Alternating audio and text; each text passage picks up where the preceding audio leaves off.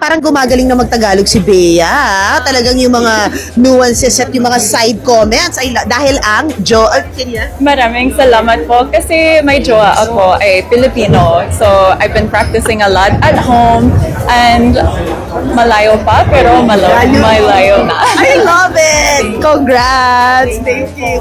Biggest fear about Miss Universe? Disappointing the Philippines. How well do you think you're gonna do in Miss Universe? It's always going to be hard to tell until you get there because even for MUPH, going in, I had no idea how I was going to do until maybe like a few weeks in because it's such a long process. Like, you don't know who is going to kind of check out mentally or who's going to be on the ball all the time. And they're always looking for something new every year. But my hope, first and foremost, is that I could continue the Philippines placement streak. First, that was one thing that was being commented towards you, that you were really, no, I'm Filipino. Para sa akin, even if I grew up abroad and even if I'm happy, it's the Filipino values that were instilled by my mom and my lola that have really been my guiding light in who I want to be and who I am as a woman. And then also my take on the whole happy issue too is I understand why people are frustrated and upset. And I think it's bringing up really important conversations on privilege and the colonial beauty mindset. However, I think we're going through a natural calamity in Mindanao, and there's communities in Sarangani that still don't have clean water access and medicines. So I think there's much more productive conversations to be had to help our countrymen this Independence Day. So mga kapolitika, inyo pong napanood itong mga video clip na latest ni Bea Milan Windorski dito sa kanyang interview dahil dawit siya at hindi ipagkakaila na damay siya doon sa issue ng mga half foreigner, half Pinoy na mga contestant sa mga beauty pageant. So ngayon is nag-react naman po itong si Bea Milan Windorski at pinapakita niya siya ay nag-i-exert ng effort para ipakita na siya ay isang proud Pinay kahit pa doon siya lumaki sa Estados Unidos. So apparently mga kapolitika ay hindi natin mapiplease ang lahat dahil hanggang ngayon ay hindi pa rin po mamatay-matay yung issue ng viral na comment ni Brandon Espiritu dito sa social media patungkol nga dito sa pagpunta nila sa Pilipinas para daw i-take advantage yung sash factor ng ating bansa at makagain ng suporta mula sa mga Pinoy. So hindi natin mapiplease ang lahat dahil damay dito si Bea Milan, most especially na galing siya sa Amerika and then pumunta siya dito sa Pilipinas para i-represent ang ating bansa dito sa world stage. So ang inisip kasi ng mga netizen, mga kapolitika, tayo ay na-exploit, nagagamit at ito yung ano ngayon yung pinaka-hot topic dito sa mundo ng social media at yung issue dahil hindi rin natin maipagkakaila na napakarami nating mga beauty pageant contestant na half mga mistiso at mga mistisa. So nahaluan ng kulay, mga kapolitika. Ang talagang pinakaunang tinatanong ay kung sila ay may dugong banyaga. Pero in fairness naman, ang sagutan ngayon dito sa social media ay merong mga pure Pinoy na nag-excel rin doon sa international stage. The likes of Gloria Diaz, nila Janine Tugonon, Ariela Arida at napakarami pa.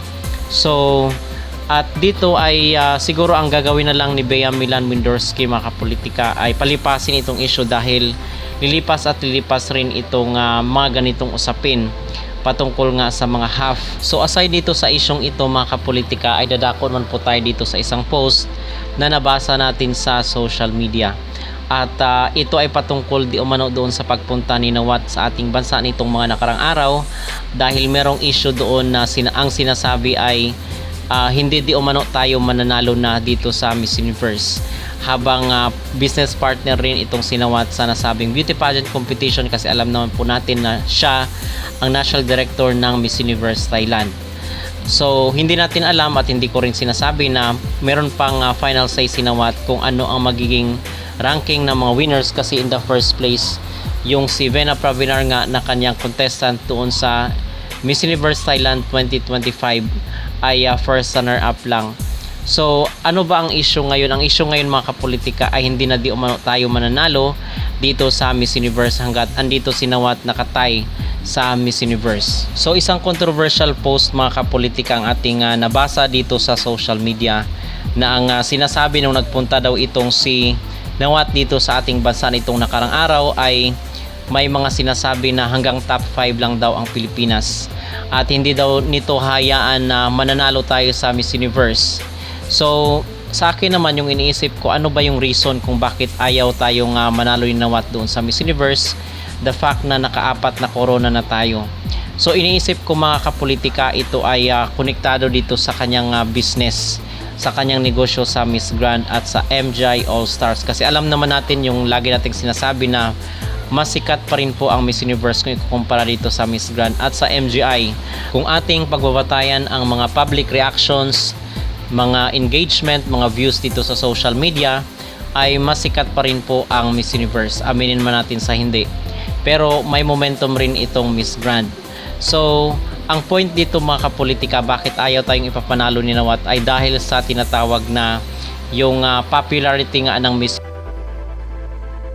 So, kung sa Pilipinas, dahil nga alam naman natin na napakaraming mga Pilipino ang talagang sumusuporta sa beauty pageant, pag isa na namang Pilipina ang kinurunahan dito sa Miss Universe ay mas lalong sisikat ang nasabing beauty pageant competition. So paano na lang ang Miss Grand?